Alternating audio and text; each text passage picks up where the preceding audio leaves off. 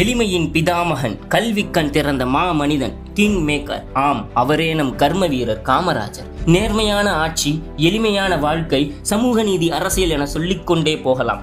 இப்பேற்பட்ட மனிதனை இந்திய மண்ணில் காவி நிற பயங்கரவாத கும்பல் ஒன்று தீர்த்து கட்ட பார்த்தது. 1966 நவம்பர் 2 பசுவதை தடை சட்ட போராட்டம் என்கின்ற பெயரில் சங் பரிவார அமைப்புகள் காமராஜரை கொலை செய்ய நினைத்தனர்.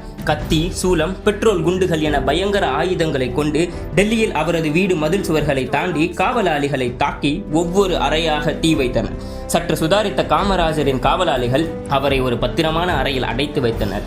அந்த கும்பல் ஒட்டுமொத்த வீட்டையுமே சூறையாடி தீக்கிரையாக்கியது. பின்னர் போலீஸ் மற்றும் பொதுமக்கள் உதவியுடன் காமராஜர் உயிருடன் மீட்கப்பட்டார். காமராஜரை கொல்ல போதிய காரணங்கள் இருந்ததாகவே சங் பரிவார அமைப்புகள் நினைத்தனர். அதில் முழுவதுமாக 1920 கள்ளக்குறிச்சியில் காமராஜர் ஆற்றிய உரை. பிறப்பை அடிப்படையாக கொண்ட சமூக அமைப்பு ஆதிக்கம் செய்ய நினைக்கிறது. பிறப்பால் உயர்ந்தவர்கள் என்று சொல்லிக்கொண்டு சிலர் மக்களை ஏமாற்ற பார்க்கிறார்கள். அவர்களின் ஆதிக்க வெறியை உடைத்தே தீருவோம். பிறப்பால் உயர்ந்தவர்கள் என்று சொல்லிக் கொள்பவர்கள் இப்பொழுதும் சந்தர்ப்பத்திற்காக காத்து கொண்டிருக்கிறார்கள் என்று இந்த தீ வைப்பு சம்பவத்திற்கு தக்க கருத்தியல் பதிலடியை 12 நவம்பர் 1966 என்று கொடுத்தார். RSS பயங்கரவாதிகளுக்கு பயம் என்னை பார்த்துத்தான். இந்த காமராஜர் தான் சோசியலிச சமுதாயத்தை அமைத்தே தீருவேன் என்று சொல்கிறார்.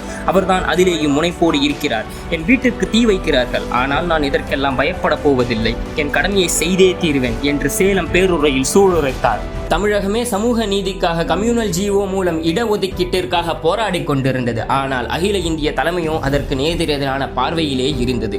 ஆனால் அன்றும் காமராஜர் தமிழக மக்களின் நலனை கருத்தில் கொண்டு சமூக நீதிக்காக கம்யூனல் ஜிஓவை முழுவதுமாக ஆதரித்தார். பசுவதை தடை சட்டம் வேண்டும் என்று சங் பரிவார அமைப்புகளால் நாடு முழுவதும் நெருக்கடி தரப்பட்டது. ஆனால் அன்றும் காமராஜர் அதற்கு முழுவதுமாக எதிர்த்து நின்று பசுவதை தடை சட்டத்தை நிராகரித்தார்.